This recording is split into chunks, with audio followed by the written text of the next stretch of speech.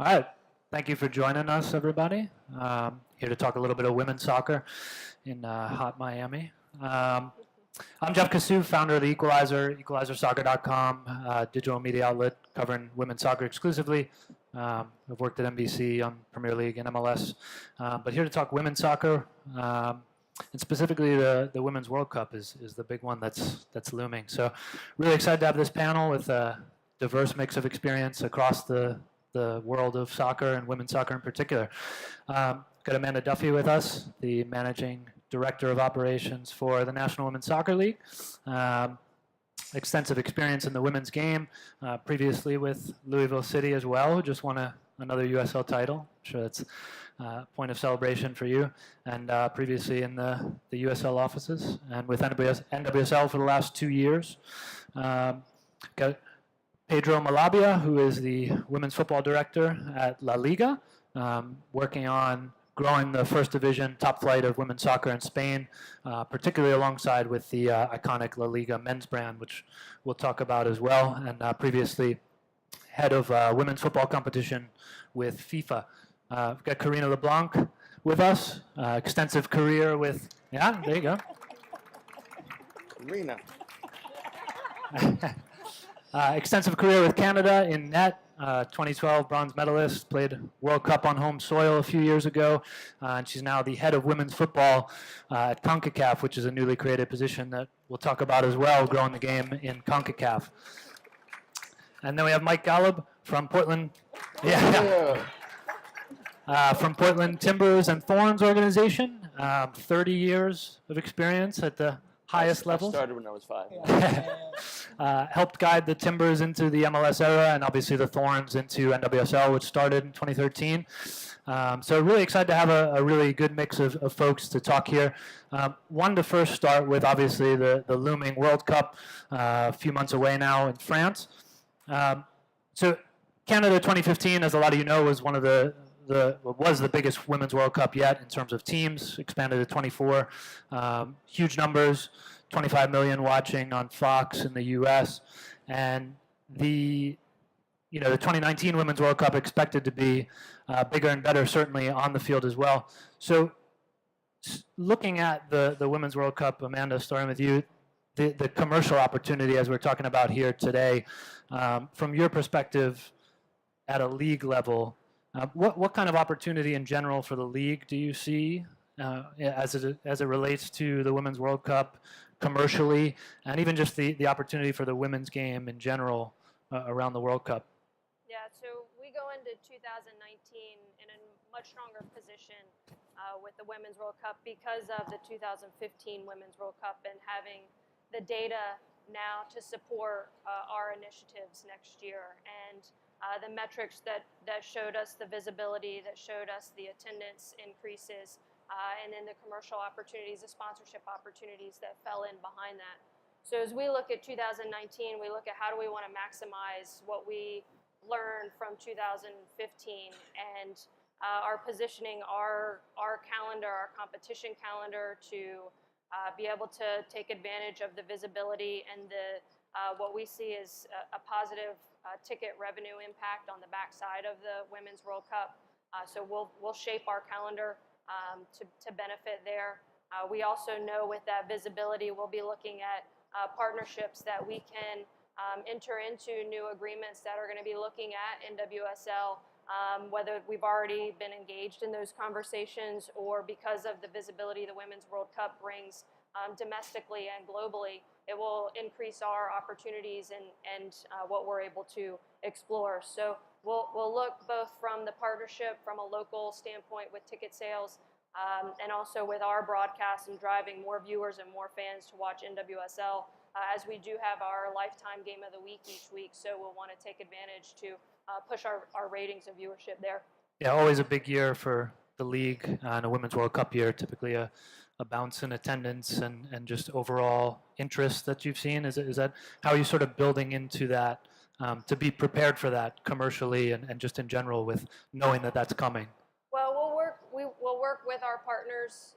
We do a lot of our activation in the digital space, so we'll work with them to coexist in any campaigns that we're working with. We'll of course have our own lead up to NWSL lead up to the Women's World Cup. We'll work closely with U.S. Soccer Federation and Canadian Soccer Association, two associations that we work very closely with on the business side and have a lot of their national team players in the league.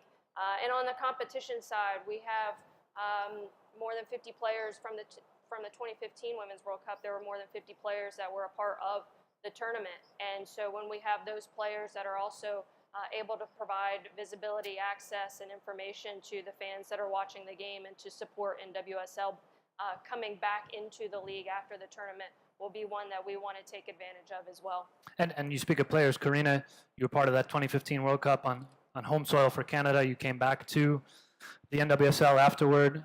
What is the opportunity from a player perspective of this World Cup, where in the men's game you have a player who's big at his club, obviously gets a lot of attention on a day-to-day, week-to-week basis, but for the women, for some of them, this is a once every 4 years opportunity to have a platform, particularly commercially even.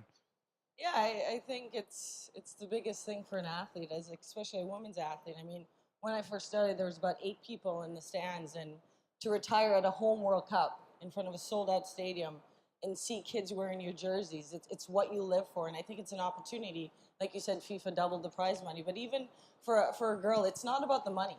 It's about the opportunity. It's about the access. It's about the ability to put your jersey on. Our coach had always said there's 2 types of people who get to put that flag on their heart. Those that protect the country and those that inspire the country. And I think in the women's game, you truly take that to heart. You want to inspire your country. You know that you have the ability to inspire the next generation. And then also draw more people to the game. I mean, thank you all for showing up here for the women's platform, especially CONCACAF and the Prince. But it's important to start showing up for the women's game. And I think people have the idea that there's something great there. But when you go, you see the girls at the end signing the autographs. Because as players, you know the importance of that extra 5 seconds with that young girl. She now believes, because she looks like you, or she believes she can be something. And I think that's the power of the World Cup. It brings the world together. And the Women's World Cup, it brings the world together to see what women can really do. And you mentioned people showing up. We've seen incredible response already to ticket sales in France. Lyon, for the semis, the final, is sold out the group allotment pretty quickly. Pedro, I'm wondering, from your perspective, what kind of activation are you seeing in general in Europe? What kind of interest are you seeing with the World Cup being in France and the commercial opportunities around the tournament? Yeah, I mean, for Spain, it's a really good opportunity to keep supporting all this project that we started 3 years ago, because we've been working really hard on building the fan base, building the people following women's football in Spain, and of course having the World Cup in France, which is our neighbor country, with the big success of our national team, which is really developing well, has done a real good qualifying rounds. We believe this is the big opportunity for us to FIFA Women's World Cup will really help to grow this fan base and to also launch the interest of these girls, of these families who are now supporting Spanish football, also to look at the Women's World Cup, to look in the national team. And of course, it will depend, I mean, it does not depend on the sporting success, but we are also hoping that the Spanish national team will do quite well, and this will help. I mean, Spain is a country that needs such events, to follow. We remember when the Formula One with Fernando Alonso 15 years ago, no one was interested in Formula One, and then Fernando Alonso appeared, and then the whole country was crazy for that. So for us, it's a perfect moment to 3 years after the start of the project to keep on creating this fan base, and this was, of course, will help for the next year in Spain. Yeah, in Spain, perhaps a dark horse to watch for a deeper run in the tournament. I'm sure you're hoping for that. Yeah. A lot of Euro titles at the U17, 19 levels of late. Mike, in general, in this World Cup, and obviously you're looking at it from maybe a club perspective for you guys in Portland, but what do you see as just kind of the biggest opportunity commercially with this tournament? Sure. Let me first start. The same response that Karina got today. Lindsay, you played in Portland 4 years ago. If she walked through the streets of Portland today, she'd get the same response.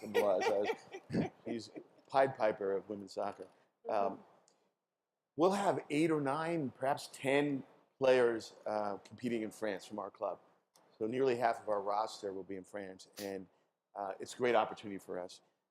We are structuring as a league, as Amanda said. nearly half of our league schedule post-World Cup. So there'll be a great opportunity to leverage the exposure that our collective group of players will have in France. Not surprisingly, NWSL markets over-index in terms of women's soccer viewership. So Portland's no exception. So we'll have a disproportionate number of people watching the games. And any club who are smart stewards of their brand already thinking about the opportunities that the World Cup presents. And so we think, even though we're incredibly well attended, the Thorns are as it is, we think we'll see big bumps on attendance post-World Cup. The media coverage, which is already strong on the market, we think will only increase. And so it's a remarkable opportunity for all of our clubs to leverage just unprecedented exposure for our athletes. And we'll definitely come back to the success story that is Portland shortly. We're going to leave a little bit of time for questions at the end too, if you guys have them. But shifting to the league sort of front, Amanda, talk about the Women's World Cup bump. We've heard about it throughout the various leagues of a rising tide and the attention on the league after the team comes back. The U.S. winning in 2015 certainly was a nice bonus for the NWSL. How do you plan to capture long-term interest, to retain that interest that we see in such large numbers during the tournament, that, you know, even if you can get that percentage of those folks to care on that weekly basis? What are you guys working on to do that? Sure. I think a lot of that work and the longevity and retention of fans that you capture that are coming in after a tournament such as the Women's World Cup happens at the local level, and it's engaging with those fans in a unique way that allow them to have an experience at NWSL matches that they want to come back to, and see an environment and a culture within those clubs that they want to be a part of that's relevant and also that's authentic. And I think with the players, one of the really strong parts of the women's game is that you can connect to these athletes, these world-class athletes, and they're authentic individuals. And so as the clubs really think about next year, and as the league thinks about next year, and how to really maximize the opportunity that we have every 4 years, it's how do we get the new fan coming to NWSL games, and how do we get them to come back? And I think that so much work is on the local level in connection with the fans. At the same time, we have to do that work with our national partners as well. And as we look to build through our NWSL media arm, look to build our portfolio of national partners that want to support the league and want to support the players, we have to do the same in terms of bringing them to these matches, engaging them with our clubs, with the markets, and with the players, and with what we're doing in the growth of women's soccer to build this sport and to build the women's game. And a similar challenge for you, Pedro, with La Liga. Why don't we start with the video? You have a quick video for us that Pedro wanted to share on La Liga and how they're building toward a sustainable future, and particularly through digital initiatives and partnerships with iconic men's clubs as well. So let's take a quick look at the video there.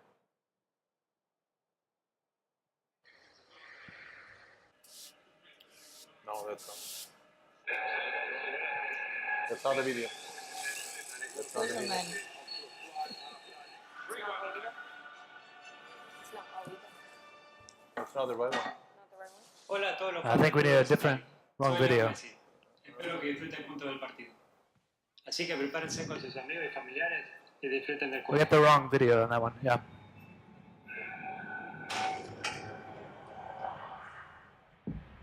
So wrong video. Thank you to Messi, though. I recently, a big moment when he tweeted about the Argentine women's national team in the playoff as they just qualified. So, Pardon me?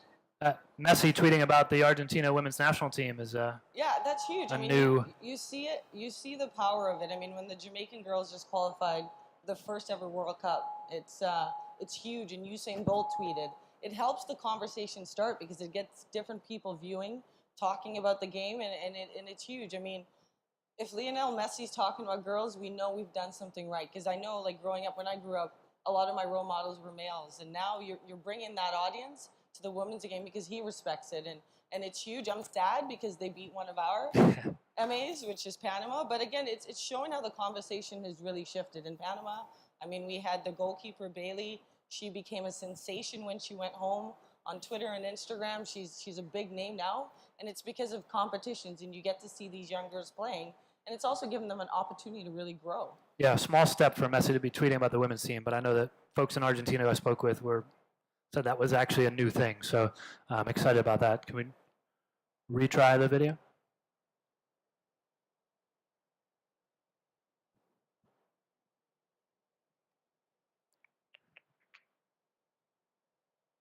Not yet. No video. No video. No, No no. video. Yeah. All right. Well, let's talk about the men's tie-in that you want to speak about. That 31 La Liga clubs that are among the biggest ones. Barcelona, probably the biggest of the bunch that has had success in Women's Champions League. You guys have really seen success in the tie-in of the men's clubs taking interest in the women's clubs. How has that come about? I know we spoke previously that it's really about incentivizing, not forcing anybody to do anything. Talk about the success of that model. Yeah, I mean, us in La Liga, as you all know, La Liga is responsible for men's football, first and second division. But 3 years ago, our president decided that we had the responsibility also towards women's football. Women's football in Spain is ruled by the federation. Yeah, but we had several reasons, yeah, to really push women's football forward, and one of them was the number of clubs, of our men's clubs. They had a women's team during 2015. We had 19 that moment, and we decided that we had to do something to push women's football forward. And yeah, we decided to invest massively in visibility, invest also in defining the professionalization of the clubs. And we wanted to build the right environment in terms of professional women's football. We also invested very much in creating a product, a brand. This is our strategy. I mean, to create a brand that is named women's football. And finally, also on international expansion with many agreements around the world, with the Major, with the Nigerian women's football league, with the Nadeshiko League in Japan, also to work hand by hand in this kind of development. And yeah, you talked about forcing, not forcing. We decided that our responsibility was to create the best environment possible, so everyone wants to be there. And so far, I think we are being successful, because 3 years ago it was 19 teams, and now it's 31. I think now the clubs are starting to understand, that it's a new asset. Women's football, it's a new asset. It's an added value. And now the ones who have women's football, they understand they have two first teams, the first men's team and the first women's team, which brings more opportunities on the commercial side, on community, on being successful also on the pitch, because we find some of the clubs that maybe are not successful on the men's side, but are successful on the women's side, and it's the same crest, it's the same brand. So yeah, we're trying to help them, to try to convince them that it should not be about spending money, but about investing money. So we are convincing them to say, okay, let's invest, and it will be worth in the future, and we can create a good model in Spain. And that's 31 of the 42 La Liga teams, first and second division, that now have women's teams, which is up 12 from just a few years ago. In that video, we're going to show, I think is it Soy Futbolista? Is that the motto of the men's teams, the women's team together? We've seen it with FC Barcelona doing team pictures, team U.S. trips this summer for the ICC. They brought the women's team as well for a tour. That just kind of gets to the heart of what you're talking about. Yeah, last year we created a campaign which was We Speak the Same Name. We speak the same game, sorry. It was about sitting down. It was a nice history, because we created a kind of interviews between men's professional players and female professional players, the same club, Barcelona or Valencia, Atletico Madrid.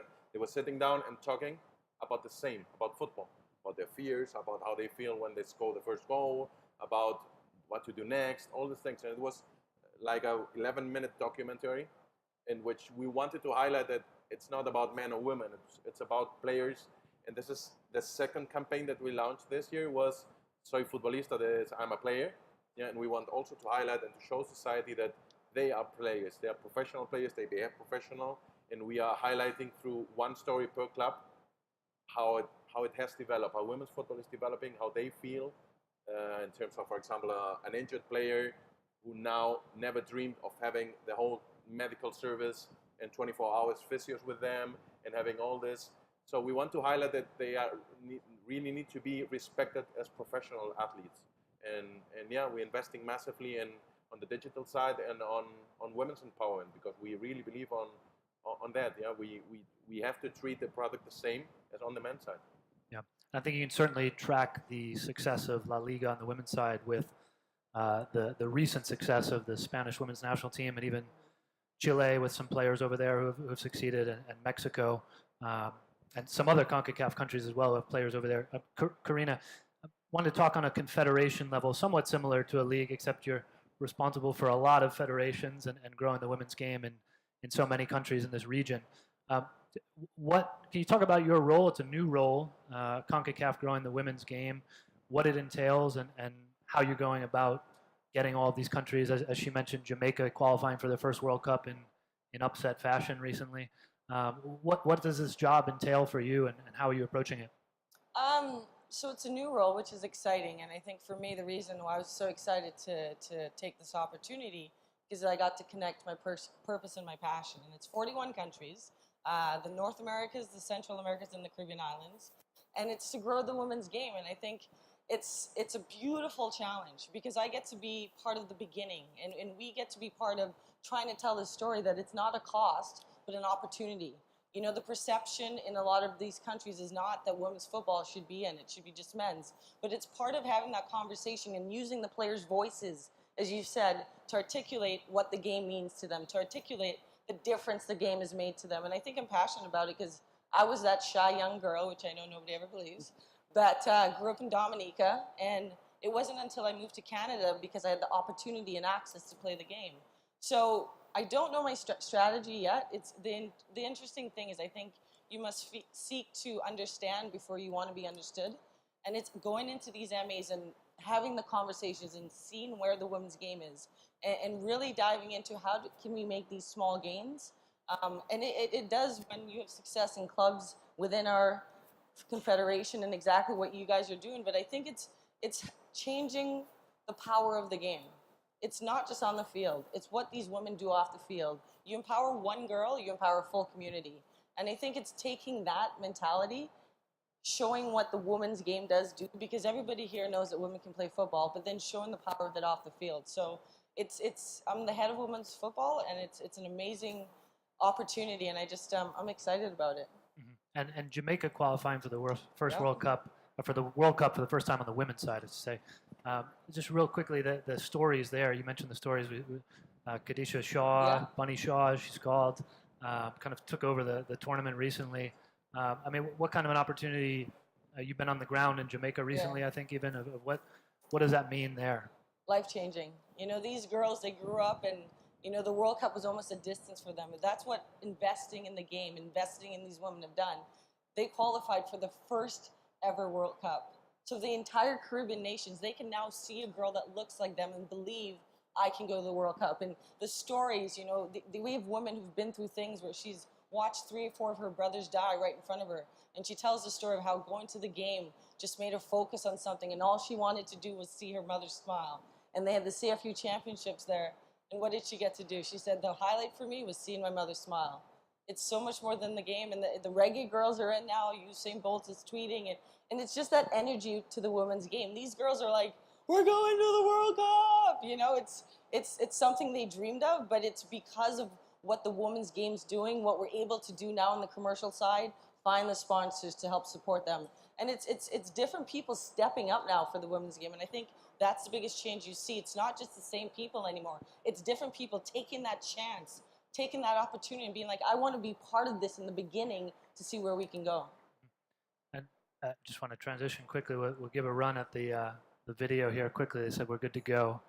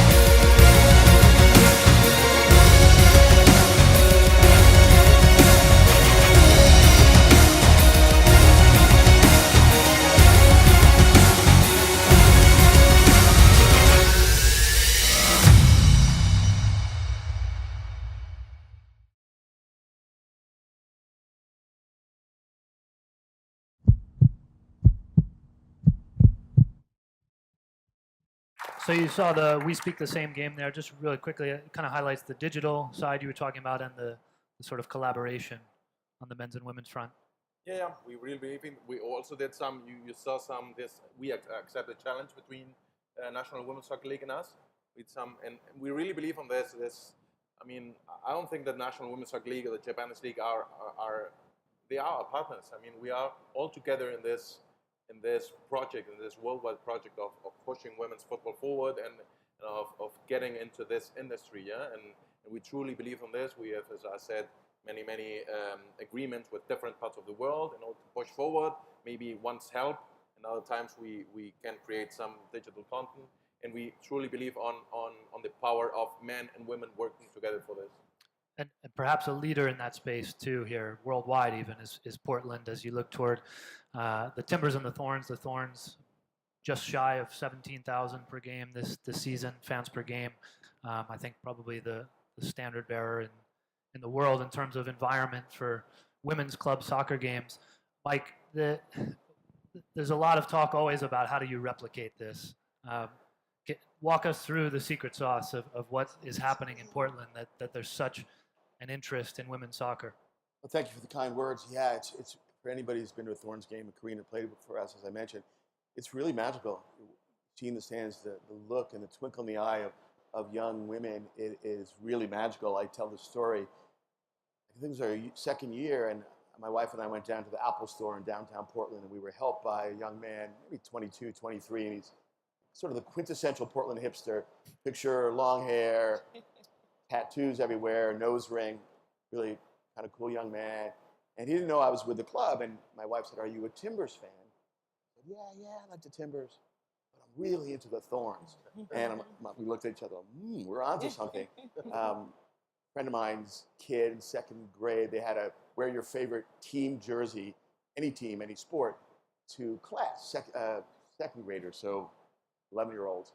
And a good number of young boys were wearing Thorns jerseys.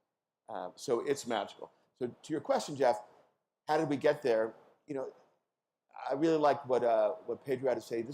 In Korean, it's not a cause. This is not women's football. Don't come to Thorns because it's women's football. Come to Thorns because they're amazing athletes playing at the highest level, and it's just great football. Be a fan of the badge and of the incredible athletes who represent the badge. That's the magic of it. And I think philosophically, we have 150 people on our staff. Every single person on our staff works on the Timbers and the Thorns. It's not the Thorns here and the Timbers there. We all live and breathe, are compensated and incentivized for the Timbers and the Thorns. On our business cards, Timbers and Thorns, on our hold message. And so philosophically, it sounds fundamentally obvious, but it's amazing how many clubs don't do that. We live and breathe the sort of equal footing that both teams are on, and we project that externally, and I think our fans react to that. And one of Karina's former teammates, Christine Sinclair, who's been one of the best women's soccer players in the world, and has been with us from the beginning. If she's asked about the Thorns, she'll say that we're treated equally to the Timbers, and I think we projected that to the fans, and I think that's a big underlying reason why we've been so embraced. Yeah, and given that, I mean, how possible do you think it is to replicate in other markets? The Utah Royals came into the league about a year ago. This is their first season. Literally studied your books to a degree to get an idea of how to go about the model. Yeah, it's the same conversation we've had in the Major League Soccer side for years. It's the right ownership, the right facilities, the right infrastructure, the right amount of resources, and a degree of patience. Right? It's not going to happen overnight. It doesn't happen overnight for any league. Right? We've just finished our 6th season. We are a young league, and as Korea said, we're a young sport globally. It's going to take time, but Salt Lake, Utah has been a great example. They about this time a year ago decided to join the league with all of 4 months to launch. But great owner who embraced it, great infrastructure and staff, great facility, and consequently they were averaging 8,000 or 9,000 fans a game, and only going to get better. So we think it is something that can be replicated in other markets. We're very encouraged by, and Amanda can talk about this, there are a number of markets and clubs, MLS, USL, and other clubs who are looking very hard at joining our league. And so we think The future for the league is very bright, and we think what you see in Portland is very possible elsewhere. And Amanda, how does that shape the expansion conversations and even maybe conversations with current members of the league of that this is very possible? It's just a matter of investment, commitment. How's that sort of shaping the conversations you have? Yeah, I think Mike touched on it really well, and everything about our conversations, our expansion conversations with current owners and with expansion prospects is about investing in the game, investing in the league, investing in the players, and it's valuable. It's invaluable to have Portland sit here as an aspirational business model that any owner can look at and try to identify and pull some elements from what Portland does and implement that within their own market, within their own infrastructure and organization. And we have that conversation a lot. All of our expansion prospects want to talk to the Portland organization, as we saw with Deloy Hansen in Utah when they came a part of the league. But it really is coming in with the mentality that it isn't a cause, it is a business, and there's an economic model with each owner and within each market that make the business work. And when we look at the ownership, their willingness and interest to really invest in that business and the women's game long term, not on a short term desire, the facilities that exist, the infrastructure that exists, human resource and otherwise, and their willingness to have that patience and build into a community, a presence and a relevance that matters. It's a part of our conversations, and I think what lead us to feel very, very confident about what's in store for NWSL. Can I just say, Yeah. It's inspirational for clubs, but as players, it's the place you want to play. And I think it's leadership too, because whenever you walked in, everyone saw you as equal. And it's important to have that, because like walking into a stadium, and imagine 17,000 every week. They know your name, they have their chance, they have their jerseys on you. It's boys, it's girls, it's men, it's everybody. And I think it starts with the way they presented it to the city. From the get-go, it's presented to the city. This is your women's team. This is the team, and we won a championship that year. And we came back, and there was a parade. It went crazy, but again, it was the way that you guys presented it to the community, and it's a dream place for every single player. Every player, sorry.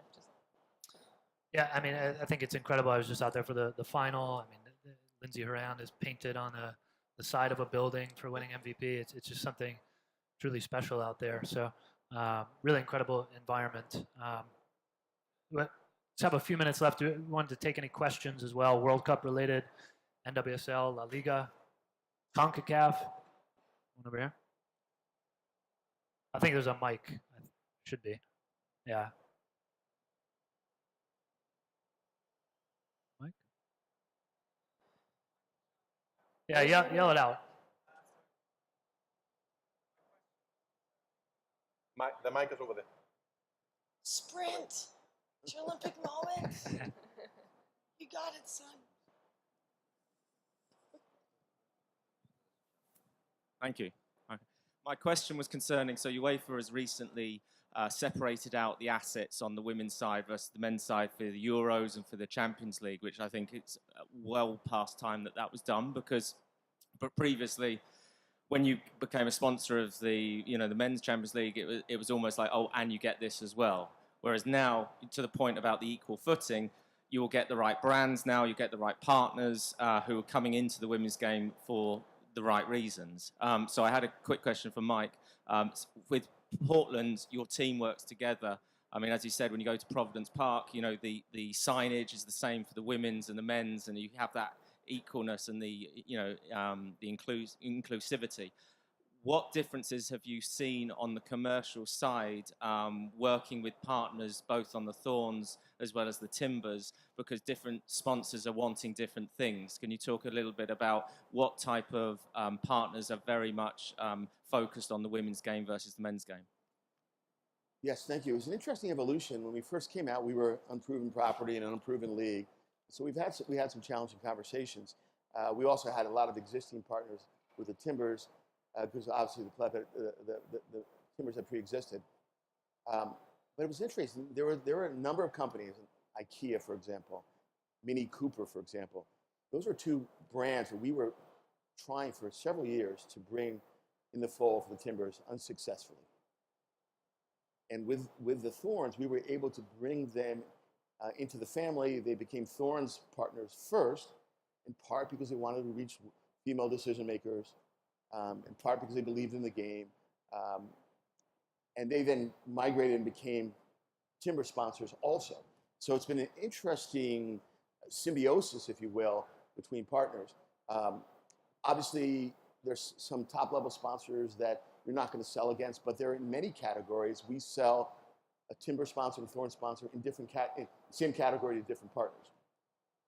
I'd say this, timbers, partners, the value of the assets we sell, more media-driven than the Thorns are.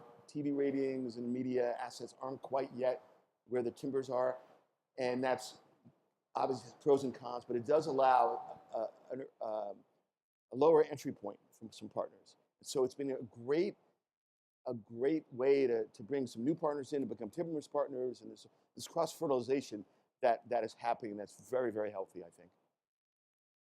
Other questions? We got one over on here. the women's game, there's a lot more accessibility, right, to the players, and so brands are able to use that as part of their activation very differently. 100%. And when you have folks like Karina out there in the community, there's no better way to advertise the experience in your brand than through our athletes. Go ahead. And at CONCACAF, we're also creating our own brand, CONCACAF W, and it's the same thing. We're going after different sponsors, but the market has grown now. There are people, like you say, there's more accessibility, the authenticity of the players, and that's what people are starting to really enjoy. So we're doing similar things in creating our own brand and looking for sponsors to really champion the women's game. Kenneth Newman from Chicago. I've been a big supporter of the women's growth of the women's game, and I'm curious, and this is for Amanda and for Katrina, when will Canada have a team, or will they have their own league? And do we see a CONCACAF women's club championship, say 5 years down the line? Do you want to go? I'll go first. We've had some conversations with different ownership groups in Canada, and work very closely with the Canadian Soccer Association as we have those conversations. We obviously have a strong relationship with the CSA already through our allocation model in NWSL and the financial support that the CSA provides towards those Canadian players. So we certainly see ourselves as partners with Canada in the growth of NWSL and enjoy a very strong relationship, but it does need to make sense in our geographic footprint as we grow and when we really look to make something like that happen. As it relates to club opportunities and additional competitions that we've talked about as a league, and I know that conversation is becoming more prominent on a global scale about more competitions in the women's game. It's something that I know in NWSL there's an interest in, and it's about the timing and the path and the partners in which we do something like that would create revenue and commercial opportunities for our clubs and the league to take advantage of those on a larger scale than just the competition itself. At the CONCACAF level, so it's 41 countries, but you'd think the travel would be easy, but to get from St. Vincent to Barbados, you may have to go through Miami, and the cost, so it has to make sense. But even what we were talking about, that we want to get more games for our teams nationally and on the club level. We want to get the teams like the Panamas, as we were talking about, who are playing a few games a year, playing more games. So we're looking at the formats of our tournaments. We're looking at different options where we can get more teams playing, yet still allow the teams who have done well to play those top competitions. So we're putting our best teams in the World Cup at the peak of their ability to play. So it's all being looked at, I promise you. The music's about to play on us, so we'll be around. I know Karina's running for a flight, though, but we've only got about 2 minutes left here. So, yeah. There's a young lady in the front. Real quick, yeah. I also play soccer professionally Woo! for the Colombian national team, as well as a club now in Colombia. But we have a league. We have a professional league 2 years ago. The major created this league. FIFA gave money for our league, But the tournament it's 4 months long. Contracts are made 5 months to the players, average player. And then clubs think we are a loss. We are an absolute loss for them. That's why now I'm starting, because I want to prove that we are not a loss, that you can make money with football, with women's football. But what advice would you give to the clubs? Because I think selling women's football it's easy, but you have to know everything about it. Our presidents don't even know the names of the players. They don't know the positions we play. They don't know anything. So if you try to sell a product of which you don't know anything, it's very hard. What advice would you give to Di Mayor and to the Colombian league so we can still have a league? Now this is the point that it's supposed to start in January, and all the newspapers said that there's no league because there's no money, even though FIFA gave money for 3 years.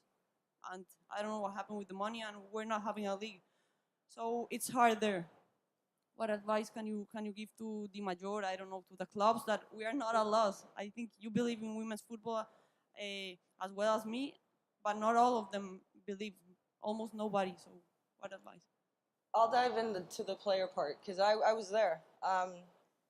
You have to understand you're a brand, right? And you're an ambassador for the women's sport. So start to speak and use your voice in an inspiring way, because that's how we get people to start paying attention to you. Start using your voice to say, this is who I am every day. Every day, I go to the field, I love the game. Start showing the brand that you want to be, because sometimes we go out fighting and we're like, this is what we need to do, but you separate yourself further.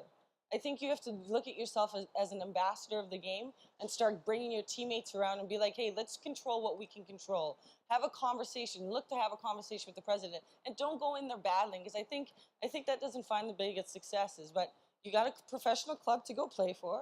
I'm just kidding. Yeah, bring them to Portland. That would be my advice. We'll take good care of it. No, but I think as athletes too, it's difficult, because you know where you want to go, and sometimes you can't get that support. But control what you can control, and I think FIFA is working to improve that. I'll leave the professional side if somebody wants to, but control what you can control. Like, step on the field, play every day. Don't make somebody tell you can't play. Get on the field, play. Surround yourself with women who believe they can play, and that's how you start to do things. And get on social media, and not too much, but get on there and start showing the positives, not the negatives and all the fight and the battle. Start showing the positive of what you can do.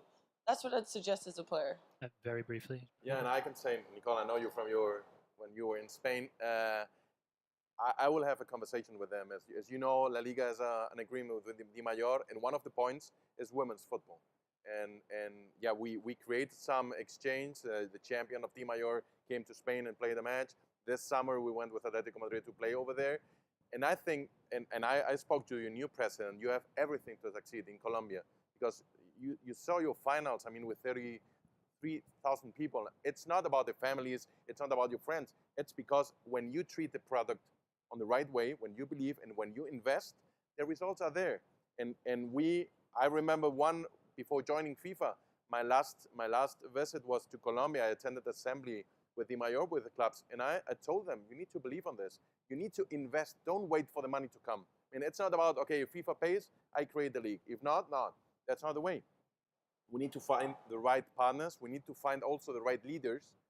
If we find 1, 2, 3 clubs that I know that they are really interested in the women's game, let's make it happen. I mean, we don't need everyone to be involved. Let's start with the ones that really want to do it. If it's 10 clubs, 10 clubs. But and we can achieve. I mean, all what you see in Spain, all this that we saw 4 years ago, there was nothing, nothing, absolutely nothing. And Spain is a top league in the men's side. It's just about believing, and we had the president that believed in this, right strategy, and invest, and just wait. I mean, the result will come. We are a tsunami. Women's football is a tsunami. I don't know if you agree, but I mean, that's it. I mean, no one will stop us, and it's about starting to work. So yeah, we will work closely, and I will get in touch with you, and if I need to fly to Colombia, and we will sit down with them, and we will push it forward. Yeah. The power of speaking up, right? There you go. That's a good way to inspirational message to end on. We'll be around if you want to chat with us afterward. World Cup anything really, La Liga and WSL. Thank you for coming to our session, and enjoy the rest of Soccerex. Thanks.